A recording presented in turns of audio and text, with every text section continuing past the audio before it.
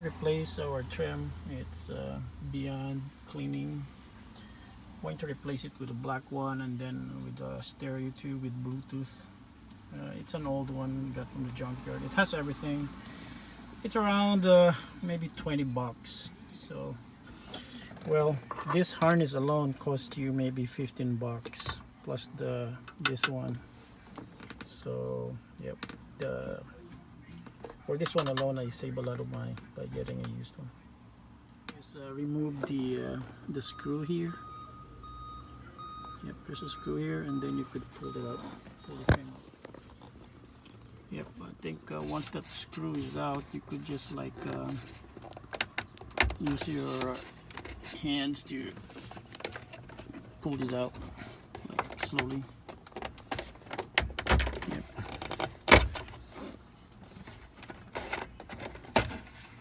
Yep. And since the shifter is on the way, we have to chuck the wheels and move the shifter to the first gear position. Okay, so I got the whole trim out. Then I think you need to remove this screw here. 1, 2, 3, 4. I think there's 4. And then the cigarette lighter connector. Yep, so that you could replace the whole trim. And then for this one, yeah, there's like also like 4 screws in here. Take this out and then connect the connectors. You disconnect all these connectors out, including the cigarette lighter. You'll have more space actually to get this heater control out without even removing this one. These are like vacuum operated switches. All the screws removed. Yep. So this one is free now. I could throw this away. Side. And here's my black one. I haven't cleaned it, but it's easy to clean because it's black.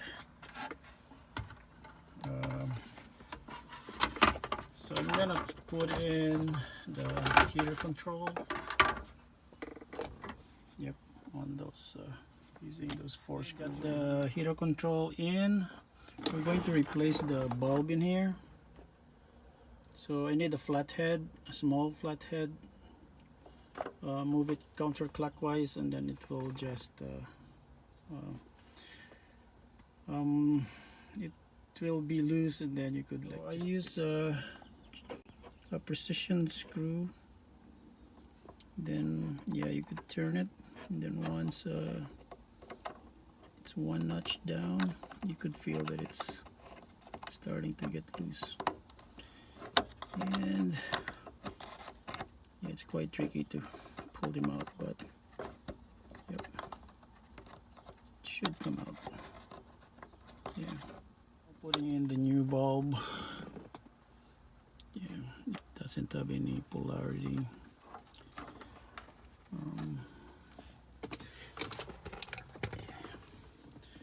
Need to use that. Need to drop it in. Then clockwise will secure it. Yep. Connect this one so that you'll have more space to take out the stereo. And this one is connected. This one is connected. This one is untouched. 4 screws out. Yep, I could just pull this one. Oh, not really. There's still 2 out here, down here.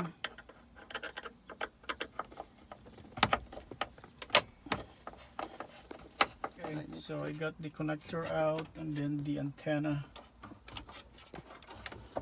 Take out the antenna. Take the stereo out. And we're gonna put it here, set aside in here. And we're gonna try fit this one over here.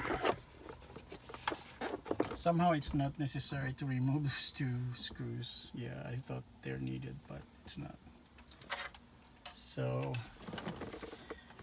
it comes with the harness already, the adapter. So you could just like plug this in, and then the antenna. See, so yep, that one. Yep. Yep, I could hear it. Could hear the motor whirring. And then the antenna, put it, install it. Of the old wiring. Oh, I mean that's the wiring from the replacement door. I need to use the original one so that I won't have problems. Install the antenna adapter, which goes to this, and then the other one goes to the radio. So it's different. They're different from the standard connector in the car. Connectors are in place. Now we could put in our radio.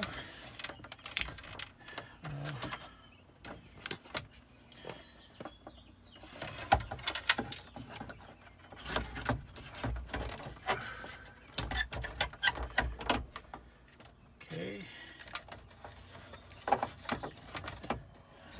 We got a lot of space here. It's nice that it's not so cramped at all. And then we're gonna put the 4 screws, and we could try it now. Okay, so I got this. I got the stereo working now. It's not really that great in terms of sound. I think the OEM car stereo is way better. Yeah, the dual is not really great. But I think if you have like Bluetooth, you want Bluetooth, then this one works. Let me try if I could pair it. No, it's not.